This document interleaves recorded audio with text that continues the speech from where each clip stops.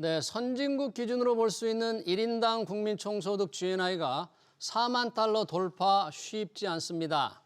3만 달러에서 4만 달러로 도약하는데 영국은 2년, 프랑스는 3년, 이탈리아는 4년, 미국은 7년 걸렸는데 우리나라는 11년째 4만 달러 벽을 깨지 못하고 있죠. 앞으로도 저성장이 우려되는데 어떻게 하면 3만 달러 덫에서 빠져나올 수 있을까요? 두 분 모시고 토론해 보겠습니다. 장재철 피나클 경제연구소 대표, 신세돈 숙명여대 경제학부 명예교수 나오셨습니다. 어서 오세요. 네, 반갑습니다. 네. 1인당 국민 총소득 GNI 작년에 36,624달러로 집계됐네요.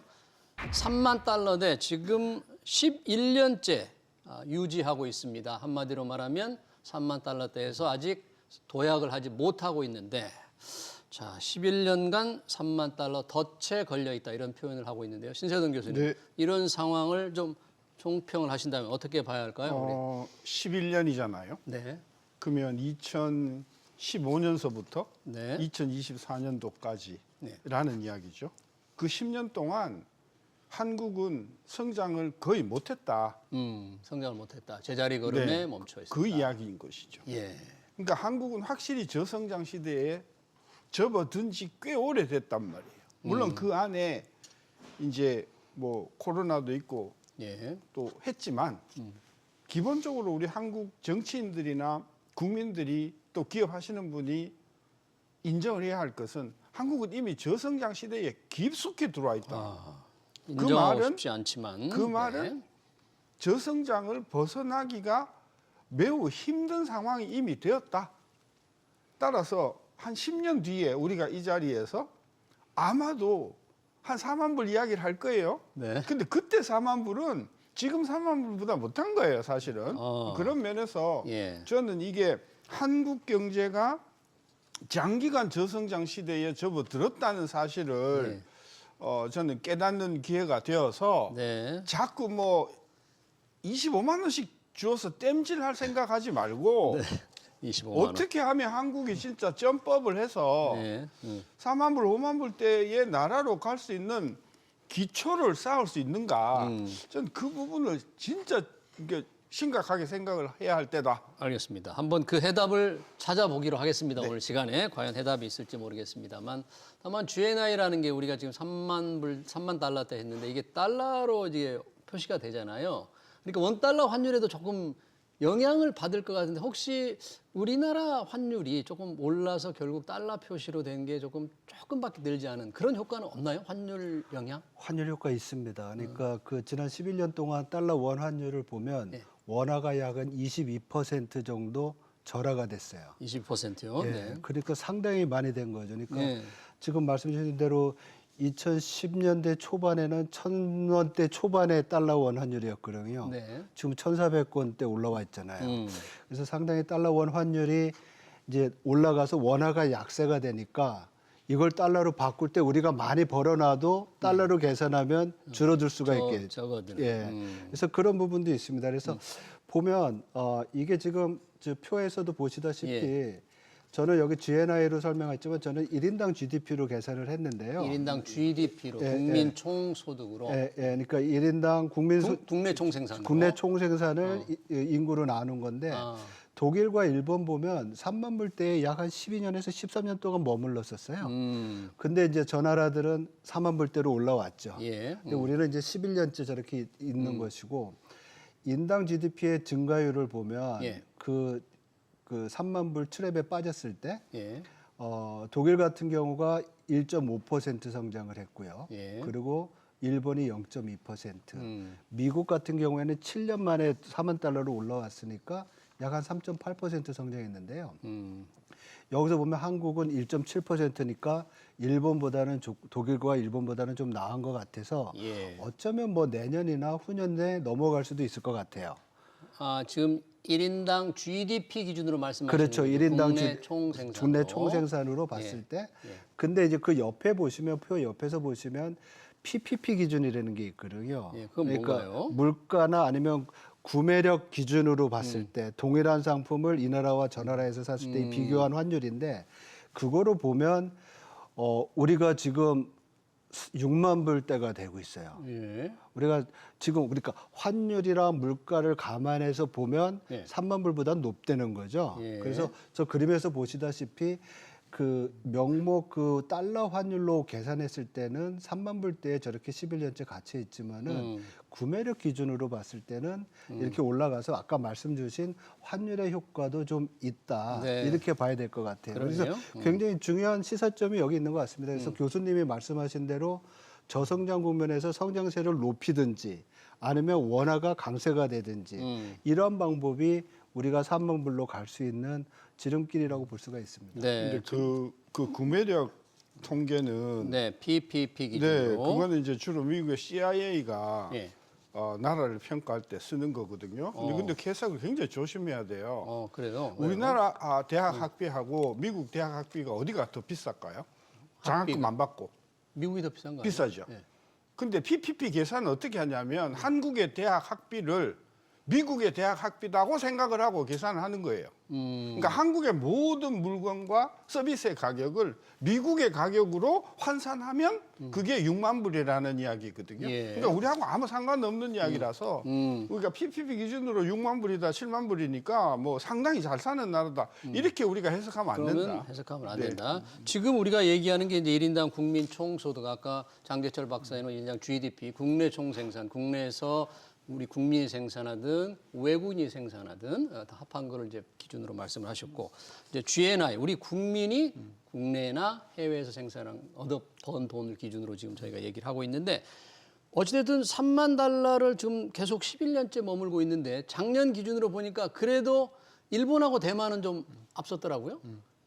이게 환율 아니 근데 대만보다 낫다는 게 뭐 그렇게 훈장감이 되나요? 대만 반도체 산업이 또 워낙 좋으니까. 저는 대만하고 비교하는 것은 좀 자존심이 상하는 그래요? 이야기고 네. 일본하고 비교를 할 때 이제 우리가 뭐 한 2년 지금 일본보다 낫다 예. 이제 그렇게 이야기를 하는데 그거는 일본이야말로 진짜 앵화 약세가 우리보다 더 심한 나라였었거든요. 그러니까 만약에 앵화가 달러당 150엔이 아니고 120엔이라고 치면은 4만 불 넘어갑니다. 그렇죠. 그러니까 따라서 우리가 일본보다 좀 높다고 되게 자랑하고 그러는데 아주 잘못된 것이다. 일본 앵화 때문에 지금 그 일본이 실체보다도 좀 나쁘게 나오는 그런 현상이기 때문에 저는 그래서 일본 사람들은요 네. 수출 통계도 앵화로 환산하지 달러로 안 합니다. GDP도 앵화로 환산한 것을 쓰지 네. 달러로 안 해요. 그러니까 다른 나라 사람들이 열심히 달러로 바꿔갖고 네. 넘네 낮네 하는데 일본 사람들은 저 그거에 휘둘리지 않는다. 네. 그런 관점에서 우리 국민들이 일본보다 좀 뭐 달러 환산해가지고 좀 더 낫다고 되게 자긍심을 가지는 것 같은데 네. 죄송한데 그건 아니다. 네. 그러니까 작년만 보면 이제 일본의 엔화가 달러에 대해서 우리 원화 떨어지는 것보다 더 떨어져서 달러로 이렇게 환산을 해보니까 그래도 우리를 못 미쳤다 뭐 그런 얘기 같고요. 지금 3만 달러대에 우리가 덫에 거쳐 있다. 11년 동안 1인당 GNI 기준으로. 그런데 최근 경제 성장률, 분기 성장률 이렇게 보니까요. 작년 2분기 마이너스 0.2, 3분기는 0.1, 4분기 0.1, 올해 1분기도 0.2%라는데 이렇게 낮게 성장한 이 4분기 한 1년만 보면 이렇게 낮게 성장한 때도 우리도 드물지 않습니까? 이 정도면? 그러니까 우리가 전기 대비 성장률로 0.2%의 미만을 이렇게 뭐 3분기 연속 한 적은 딱 3번 있습니다. 그러니까 언제냐면 예. 79년도 2005 오일 쇼크 있을 때 그렇고요. 오일 쇼크. 1997년 외환 위기 있을 때 그렇고요. 예. 코로나 위기 때. 어. 그러니까 그때는 다 성장률이 마이너스였어요. 그때 빼놓고 플러스로 저렇게 두 분기 연속 0.1%를 갔던 적은 예. 거의 없죠. 그래서 현재 경제 상황이 굉장히 안 좋다고 볼 수가 있는 것이고요. 예. 특히 저렇게 한 분기가 전기 대비 마이너스 역성장을 하면 그 다음 분기는 우리 경제의 그 굉장히 탄력성이 좋아가지고 반등을 많이 했었거든요. 예. 그래서 전체적으로 봤을 때 뭐 1960년서부터 우리가 쭉 분기 성장률을 봤을 때 한 분기가 역성장했다, 마이너스 성장했다. 그러면 그 다음 분기에 평균적으로 2.3% 성장을 했어요. 예. 그리고 2000년 이후에서는 약 한 0.9, 1% 성장을 했는데 2020년대 들어와 가지고는 이게 상당히 약화된 거죠. 그래서 여기에는 우리 계속 얘기하지만 우리의 그 성장 잠재력 이 부분이 약화된 것을 반영한 거 아니냐. 즉 우리 경제의 그 탄력성 정도가 상당히 위축돼 있다. 이렇게 설명할 수 있을 것 같습니다. 그러네요. 예. 지금 올해 성장률 전망치도 한국은행이 낸 걸 보니까 1.5%인데 아까 심세동 교수님 이제 우리 장기 저성장이 확실히 들어갔다고 하지만 그래도 상당수의 국민들은 우리가 3%, 4% 이런 성장했던 그 과거를 떠올리면서 이거 너무 낮은 거 아니냐. 이제 우리가 진짜 장기 저성장으로 빠지는 거 아닌가. 아직도 그걸 인정하지 않으려고 하는 분들이 네, 많아요. 언론의 책임이 절반 있어요. 언론의 책임이? 네, 그러니까 지금 1.5가 됐든 2.0이 됐든 네. 사실 그 수치는 나쁜 수치가 아니에요. 나쁜 수치가 아니다. 네, 2%가 지금 미국이 굉장히 경기가 좋잖아요. 그렇습니다. 그러니까 10년 평균을 내보면 2%대예요. 미국이. 그러니까 2%대가 나쁜 게 아니에요. 1.5%도 우리는 썩 나쁘다. 왜냐하면 일본은 거의 20년 동안 0%대 주로 마이너스를 많이 들어갔거든요. 예. 근데 문제가 뭐냐면 작년에 우리가 2.0% 기록을 했잖아요. 그렇죠. 2%. 괜찮은 숫자잖아요. 근데 섹터별로 나눠보면 예. 잘 나가는 게 한 4개 정도 있고 4개. 나머지 30개 이상의 업종은 전부 마이너스예요. 굉장히 안 좋습니다. 네. 그래서 합하니까 1.5든 2.0이 나온 거거든요. 그러니까 언론이 그걸 정확하게 지적을 해줘야 되는 거예요. 2%지만 또는 뭐 1.5%지만 그게 나쁜 게 아니고 그중에서 몇 개 업종은 굉장히 좋은데 네. 대부분의 업종은 지금 사실상 마이너스로 기고 있다. 그러니 우리 경제가 나쁜 거 아니냐. 이걸 이렇게 해야 되는데 그걸 안 하고 그냥 뭐 2.0에 비해서 1.5가 나쁘다고 이래버리니까 네. 우리 국민들은 우리나라 경제가 전부 골고루 다 같이 가는 줄 아는데 실제는 그렇지 않다. 지금 아까도 이야기했지만 반도체 그다음에 작년까지는 자동차, 그다음에 의학, 네. 의약 제품, 의약. 네. 요 몇 개 산업을 제외하고는 지금 뭐 진짜 차갑죠, 아주. 2019년보다도 맹골. 못해요. 네, 2019. 그래서 지금 그 1.5를 가지고 자꾸 따질 것이 아니라 1.5 안에서도 마이너스 지금 뭐 3, 4, 5까지 가는 그런 업종들이 수두룩한데 그런 거를 정부가 신경을 안 쓰고 있다는 게 저는 걱정이 되는 거죠. 네, 저만 해도 이제 1.5% 하면 전체 뭉그러뜨려서 총체적으로 너무 낮다 생각했는데 신 교수님 말씀 듣고 보니까 이창용 하는 총재가 생각이 납니다. 올해 성장률 1.5%, 내년 1.8%를 제시하면서 이게 우리 실력이다. 우리 실력이 요거밖에 안 돼. 이렇게 좀 말을 하니까 우리가 그거밖에 성장을 못하나? 이거 어떻게 봐야지? 이 총재의 발언은 도대체 무슨 뜻이지? 이런 의문도 좀 생각도 들어요. 네, 지금 뭐 신 교수님 말씀하신 부분도 상당히 그 설득력이 있고요. 우리가 알아야 될 부분입니다. 그렇지만 우리가 거시경제 전체를 보고 이게 총량 변수를 가지고 우리가 각 연도별 아니면 시대별로 분석을 하잖아요. 그런 면에서 1.5% 경제 성장률은 상당히 부진한 것이고요.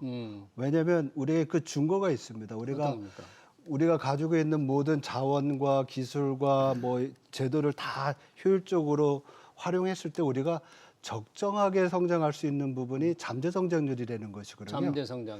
예, 그게 지금 우리나라가 2%입니다. 2%. 뭐 2%를 달성하기 위해서는 지금 말씀 주신 대로 어떤 부분은 뭐 20% 성장할 수도 있고 마이너스일 수도 있지만 전체 평균으로 봤을 때 2%가 우리한테 적정 수준인데 올해 1.5잖아요. 예. 그리고 작년에 1.0, 그 전에 1.4예요. 3년 평균 내면 2%가 안 됩니다. 네.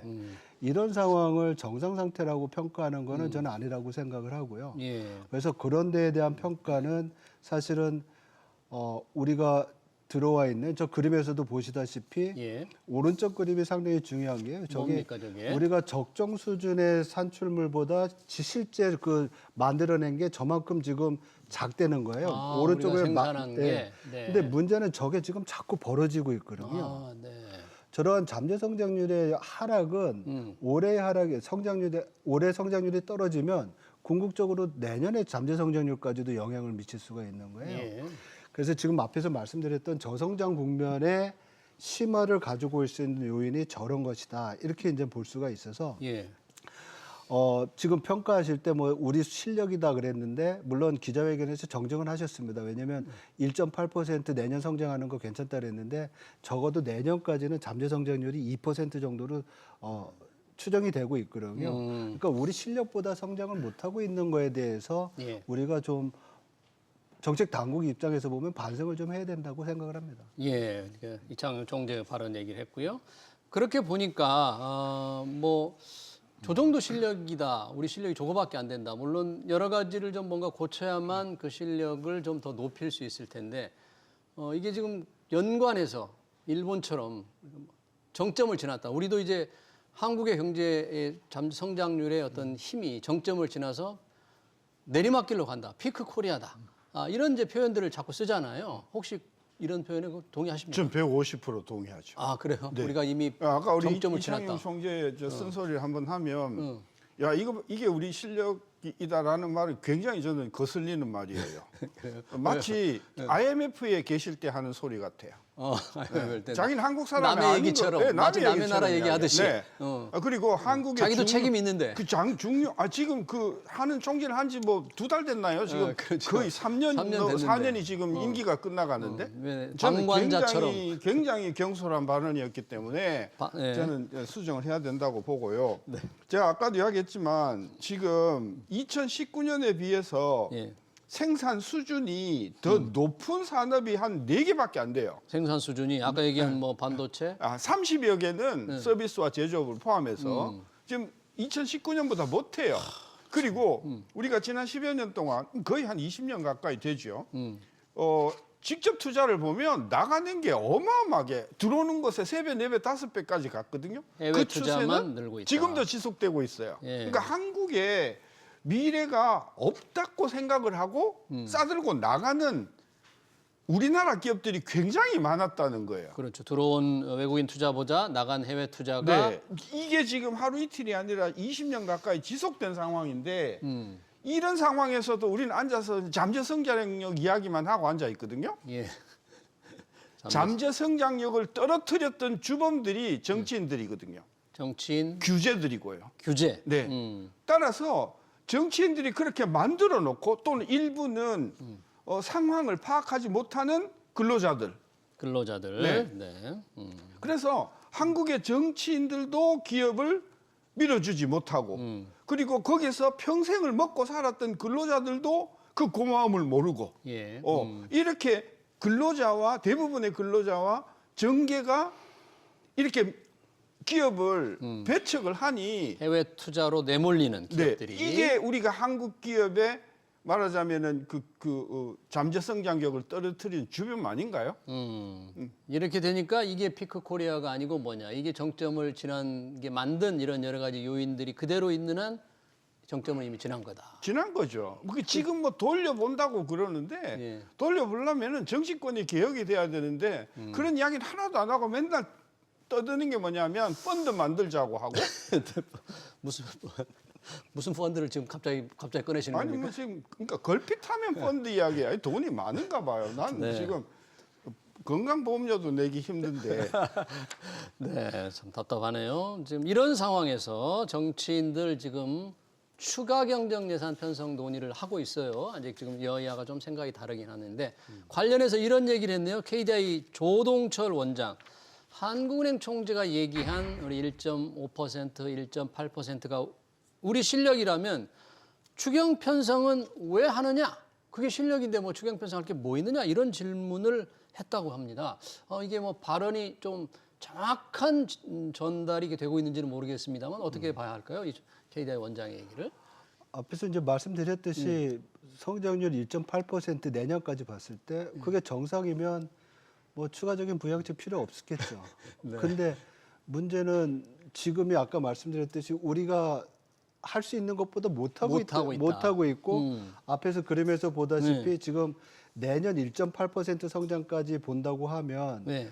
우리 실력만큼 못하는 게 4년 연속되는 거거든요. 우리 경제에서 이런 적은 없었습니다. 이런 적은 우리 이런 없었다. 적은 없었고 그런 면에서 본다 그러면 제가 볼 때는 이 추경은 있어야 된다고 좀 생각을 하는 부분이 필요하다. 필요하다고 보죠. 네.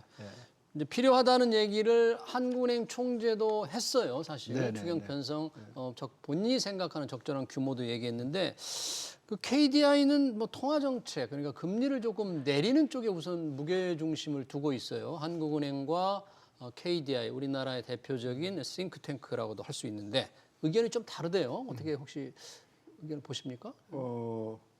우리나라의 GDP가 네. 실질 기준으로 예. 이 실질 기준이라는 거는 인플레를 감안을 하고서 얼마냐 하면은 한 2,500조쯤 돼요. 2,500조. 예. 근데 그게 부가가치 기준이거든요. 예. 그거를 매출 기준으로 하면 4배 정도 돼요. 네. 전체 총 그럼 뭐 매출로 하면 2,500조에 곱하기 4배 하면 경쯤 되거든요. 예. 자, 우리나라의 1년 거래 규모가 1경인데 추경을 얼마 한다고요? 많이 하면 50조잖아요. 50조까지 얘기도 안 나오고요. 안 나오죠. 많이 하면 30조 정도. 그렇죠. 30조. 그럼 50조라고 합시다. 예. 50조면 몇 프로인가요? 50조의 거래 기준으로 네, 볼 때 거래 기준으로 하면. 1경에 50조면 뭐 아니, 그 보이도 안 해요. 1%도 안 되겠네요. 안 돼. 1%는커녕 안 됩니다. 그러니까 저는 KDI도 저는 유감인 게 추경을 하면 그죠? 물론 이제 KDI에서는 이제 금리를 낮추자고 했는데 금리를 낮추자 그랬죠. 금리를 낮추어서도 효과가 없지만 추경을 해서 도대체 뭐 얼마를 하겠다는 거냐? 네. 추경해가지고요 경기 성장 효과가 있으려고 하면 최소한 200조 정도는 돼야 됩니다. 200조. 네. 아이고. 그래서 10조, 20조, 30조를 가지고 경기 부양이라고 이야기하는 것 자체가 진짜 이것은 넌센스다. 난센스다. 그래서 추경은 저는 계속 이야기했잖아요. 필요하다. 왜 필요하냐? 비상계엄 때문에 피해를 입은 업체들한테 그 피해를 보상하는 차원에서는 필요하다. 예. 근데 그걸 가지고 경기를 살리겠다는 이야기는 하지 마라. 하지 마라. 우리 경제의 규모에 비추어서 지금 얘기되고 있는 추경의 규모로 경기 살린다는 것은 어불성설이다. 비상계엄에 피해 입은 사람을 위해서라면 모르겠다. 신세동 교수님 말씀. 예, 근데 그 부분에 대해서는 지금 교수님 말씀하신 부분은 저도 동감을 합니다. 왜냐하면 지금 한국은행 15조에서 20조 정도를 넣어야지만 우리 성장률을 0.2%포인트 올릴 수 있다라는 계산이 얘기를 했죠. 되나 봐요. 근데 지금 우리가 뭐 1.9%에서 한국은행이 성장률 하향 조정한 게 1.5%거든요. 작년 말이랑 지금이랑 비교했을 때. 근데 그만큼의 어떤 성장률 격차를 올리고 아니면 뭐 잠재 성장률까지 올리려면 지금 얘기되고 있는 것보다는 더 많이 들어가야 될 필요는 있는 것 같습니다. 그래서 저는 뭐 추경은 시장에서 생각하는 거 그것보다는 좀 더 크게 좀 긍정적인 서프라이즈를 주는 게 필요하다는 생각을 가지고 있고요. 논의의 초점은 그런 것 같아요. 그러니까 통화 정책은 조동철 박사 얘기로는 금토위가 결정하면 빨리 실행이 될 수 있는데 그렇죠. 추경이나 이런 것은 국회를 통하고 정치적 과정이 필요하니까 오래 걸리니까 일단 금리 먼저 내려놓고 그리고 대응을 하자. 대응을 하고. 네. 근데 이제 기사 나오는 거 보면 효과가 통화 정책이 빠르다고 이렇게 평가를 하고 있거든요. 근데 우리는 분명히 통화 정책은 경제 원론에서 배울 때도 시차를 가지고 적어도 6개월, 9개월 후에 시차를 가지고 영향을 준다고 하거든요. 그렇다고 보면 작년 10월부터 금리를 우리 한국은행이 인하했으니까 빠르면 올해 상반기 중에는 그 금리 인하의 효과가 나타날 거로 보여요. 예. 그래서 저는 추경을 한다고 하면 2분기 말이나 3분기 때부터 추경은 바로 집행하면 되잖아요. 그래서 상반기 중에는 통화 정책을 추가적인 금리 인하를 더 하고 하반기에는 재정을 통해 가지고 추경을 통해서 경기 부양을 해야지만 뭐 계엄 때문에 성장률이 깎였든 아니면 관세 때문에 성장률이 깎였든 이런 부분들을 보완할 수 있는 그런 계기가 되지 않을까 이렇게 지금 보고 있습니다. 우리 경제 규모에 비추어서 경기를 좀 부양하는, 경기를 살리기 위한 추경이라면 뭐 필요성을 떠나서라도 규모가 더 얘기되는 것보다 커야 된다는데 뭐 돈이 하늘에서 떨어지는 건 아니니까 누구 돈으로 또 추경을 하겠습니까? 빚을 내야 되는데 그 문제도 심각하기 때문에 뭐 규모를 무작정 늘릴 수는 없을 것 같습니다. 여튼 지난 4년 동안 우리가 실력 발휘를 못했다. 우리가 경제 성장할 수 있는 것보다 낮게 돼 있고 앞으로도 지금 이런 상태라면 전체 성장률이라면 3만 달러 돌파가 어려울 텐데 과연 어떻게 하면 이 아까 신세동 교수님 뭐 점법을 우리가 할 수 있느냐, 우리 경제가 좀 4만 달러로 도약할 수 있느냐 여러 가지 이제 과제가 있을 텐데요. 단기적인 뭐 경기 부양은 차치하고 어떤 게 가장 필요하고 뭐를 해야 될까요, 우리가? 대한민국 경제의 첫째도 둘째도 셋째도 기업이다. 아, 경제를 이끌어가는 주인공은 기업이다. 여기서 기업은 예. 삼성이나 현대와 같은 초인류 기업만이 기업이 아니고 예. 지금 5년, 10년 동안 아주 어렵게 버티어가는 소위 낙후 전통기업도 기업이라는 거예요. 예. 따라서 한국의 제일 소중한 실체는 기업이다. 기업이다. 따라서 기업이 숨을 쉴 수 있도록 모든 경제 정책은 기업이 숨을 쉴 수 있도록 하는 것에 원칙을 둬야 된다. 예. 저는 이게 국시가 돼야 된다고 생각해요. 당분간. 국시가 네. 예를 그래서 들면 그렇게 어떻게 뭘 해야 될까요? 그러기 위해서 그래서 제가 이야기했지만 부가가치세를 앞으로 당분간은 부가세 인하. 그것을 5%로 인하를 한다. 지금 10%인데 절반으로. 네, 절반으로 하고 그다음에 기업에 관련된 투자의 경우에는 5년, 10년 동안 과세를 유예한다. 고 하고 예. 그다음에 금융기관의 금융 그 자금은 기업에 들어가는 것을 제일 우선순위로 한다. 뭐 부동산이라든지 아까 이야기한 펀드라든지 이런 것들은 우선순위에서 떨어진다. 그러니까 모든 정책이 의회에서 중심으로 되어가지고 정책을 첫째 기업, 둘째 기업, 셋째 기업 이쪽으로 우리가 가는 대변화를 하지 않고서는 저는 안 될 것 같아요. 안 될 것 같지만 예. 굳이 처방을 자꾸 물어보니까 그런 식으로 우리가 알겠습니다. 좀 필요하다는 네, 생각이. 3만 달러 저성장의 늪을 탈출하기 위해서는 첫째도 둘째도 셋째도 기업에서 모든 게 기업의 투자를 지원하고 뭔가 이제 기업이 더 활력을 불어올 수 있도록 해보자는 긴급 처방을 하자. 부가세도 낮추고. 우리 장 박사님 어떻게? 예, 이제 저는 좀 작게 이제 교수님은 크게 말씀하셨으니까 저는 일단 제일 먼저는 관세 이 압박 벗어날 수 있도록 여기 이 총력을 기해야 될 것 같습니다. 지금 누가 해야 될지는 모르겠지만은 여기에 대한 대비가 우리가 가지고 있는 타임 프레임이 작잖아요. 짧으니까 그거 해야 될 것 같고 두 번째로는 교수님 말씀이랑도 일맥상통하는데 이번에 트럼프 대통령 국회 합동연설할 때 그 얘기하더라고요. 자기가 백악관 오벌 오피스에서 사인한 것 중에 하나가 규제 하나 세우면 10개 철폐한다. 기존의 것. 하나 세우면 10개 없앤다. 기존의 거 10개 없앤다. 이런 게 굉장히 필요하고 그래야지만 지금 교수님 말씀하신 기업 환경이라든지 투자 환경이 좋아질 수 있는 그런 게 철폐. 그런 게 좀 있을 것 같고요. 지금 우리 계속 성장 잠재력 얘기했잖아요. 우리 나라도 더 적극적으로 산업 정책을 써야 될 것 같아요. 산업 정책이 필요하다. 여기에는 투자라든지 아니면 혁신에 대한 정부의 지원, 민간 부분에 있어서 투자가 더 활성화되도록 지원하는 게 굉장히 필요합니다. 네, 알겠습니다. 두 분이 이게 3만 달러 덫을 돌파할 수 있는 대책을 내놓았는데 이 대책을 실행하고 집행할 수 있는 능력과 의지가 과연 있는지 지켜보겠습니다. 경제 관련 토론 여기서 마치겠습니다. 지금까지 장재철 피나클 경제연구소 대표 신세돈 숙명여대 경제학부 명예교수였습니다. 고맙습니다.